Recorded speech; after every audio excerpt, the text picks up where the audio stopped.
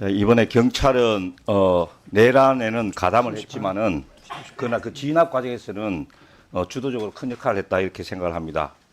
특히 내란 숙의 윤석열 체포 과정에서 주도적인 역할을 한 바 있다. 그래서 국민들도 좋은 평가를 내린 부분이 있다 이렇게 생각을 하는데요. 그런데 또 이번 인사로 다시 스스로 이제 비판 여론을 자초해서 매우 유감스럽고 안타깝게 생각을 합니다. 여기 인사 대상자가 4명 있고 그런데요. 인사 당사자에 대한 이런저런 의혹이 있고 시비가 있습니다. 그건 다른 의원님들께서 충분히 이제 질의를 했고 또 하리라고 생각하고요. 제가 이제 말씀드리고 싶은 것은 정말로 나쁜 사람들은 성진을 미끼로 또 보직을 미끼로 권력에 이용하려는 사람들이 있다. 저는 이렇게 봅니다. 이번에 내란 과정에서도 곽종근 특전사령관 만년 투스타라고 끝날 사람을 3스타 달아주니까 거기에 어쩔 수 없었다. 곽종근 사령관이 그렇게 스스로 이야기를 했지 않습니까? 자, 그래서 한번 질의를 해보겠습니다. 우리 고기동 대행 차관님, 이번 인사를 우리 이호영 차관님하고 두 분이서 상의해가지고 그러니까 인사를 해야 된다고 최초로 누가 이야기를 한 분은 누굽니까?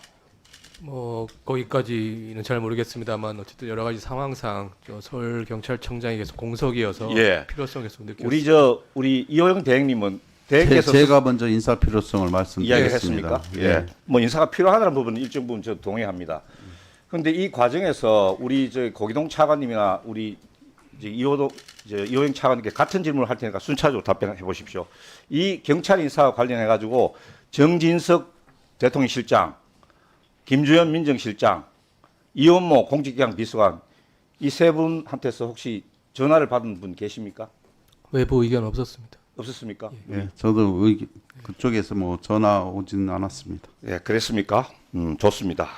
지금 경찰청장, 행안부 장관, 대통령 이 세 분이 다 이제 대행이잖아요. 그래서 제가 보기에는 치안 정감이나 치안감 인사에서 영향을 미칠 만한 사람, 최상목 대행이 저는 경찰 인사에 대해서 속속들이 잘 알고 본인의 의지를 관철시켰다고 생각하지도 않고 또 여기 계시는 두 분 대행님이 치안감이나 치안정감 인사에 큰 역할을 했다고 생각하지 않습니다. 그 대신에 최근에 이제 언론 보도가 나오고 있는 게 특정 인사가 배후에서 주도적으로 역할을 했다. 이렇게 지금 의혹을 제기하고 있습니다. 혹시 신문기사 보셨습니까, 대행님? 많이 나왔는데. 특정 인사 문제는 없고 인사 문제에 대해서는 언론에 나오는 걸 알고 있습니다. 이 보면 한국일보에도 크게 나왔는데요. 사진까지 그 사람의 사진까지 나왔습니다. 그 사람은 다름 아닌 대통령실 공직기강 비서관 이원모입니다. 이원모.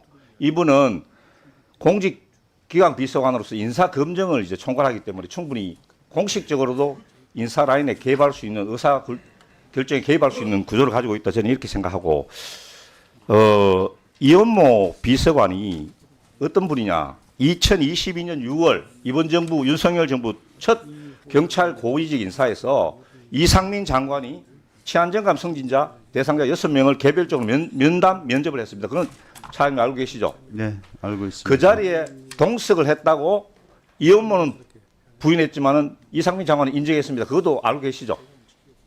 인정한 인정을 이런 건 했습니다. 모르겠지만 그 당시 인사비서관이었습니다. 인사비서관이었고 대통령실 인사비서관이 경찰 인사에 사전에 대통령실까지 이렇게 올라가지도 않았는데 중간에 동석을 했다. 그것만으로 문제가 되는데 그 자리에서 이재명 대표에 대한 경찰 수사에 대해서 어떻게 생각하느냐 이건 확인되지는 않았습니다. 그러니까 의혹을 받고 있다. 이런 분이에요. 그래서 우리가 이제 행안위에서 정인으로 채택을 했는데 출석하지 않았습니다. 그래서 지금 고발까지 된 그런 상태인데요.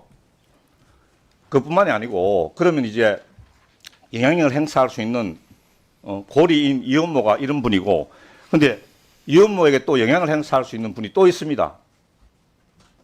이원모가 지난 총선에서 용인갑 지역에 전략 공천이 됐습니다. 기존에 활동하던 국민의힘 후보들 7명을 다 누르고 이제 낙하산으로 단수 공천이 됐는데 여기에서 김건희 여사가 역할을 했다는 김대남 전 청와대 선임행정관의 녹취록이 공개가 됐습니다. 이건 전 객관적인 팩트를 계속 이야기하는 겁니다.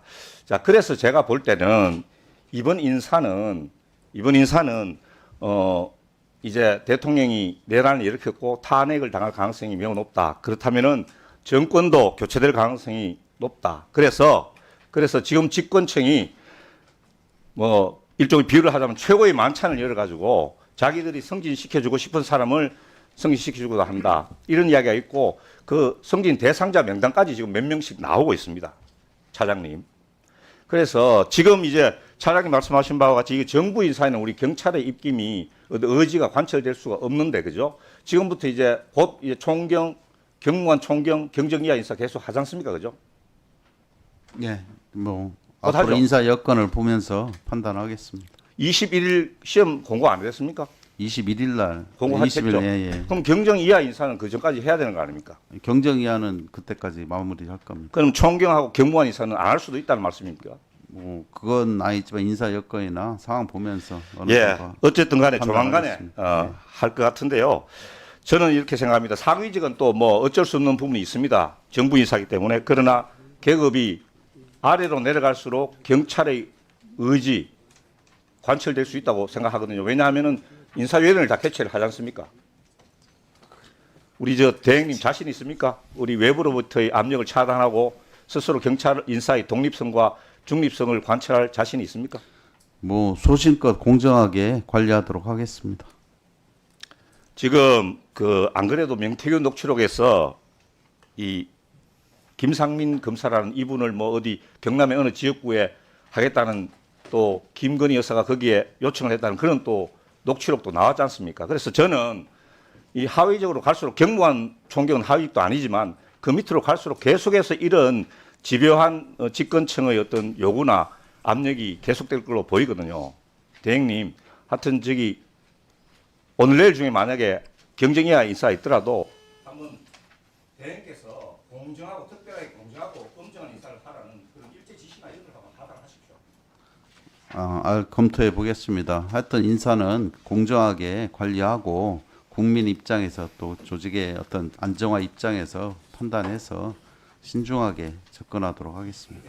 이번 역대 뭐 정권에서 또 그런 얘기가 있었지만 인사가 잘못되면 또 이게 악순환이 됩니다. 이번 인사에서 불이익을 받다고 하는 당사자들이 다음 정권에 들었으면 또 어떻게든지 또 그걸 만회하려고 또 영향력을 행사하려고 하고 이러다 보면 악순환이 일지 않겠습니까? 그래서 이번 인사에서는 최대한 공정을 내달라 우리 사장님 대행님한테 그렇게 당부드립니다. 알겠습니다.